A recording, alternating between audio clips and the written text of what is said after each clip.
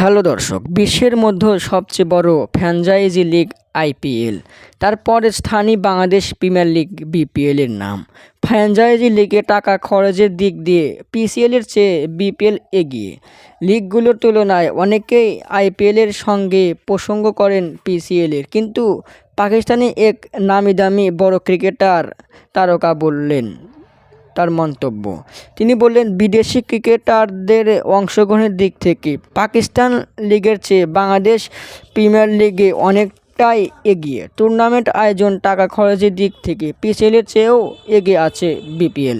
তিনি মনে করেন, পিসিএলের উন্নতি হচ্ছে না বলেই পাকিস্তান বারবার টি-20 বিশ্বকাপে ভরাডুবি করেন।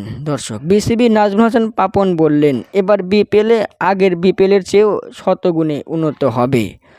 দর্শক, কিছু পরিবর্তন হবে আর থাকছে চমক।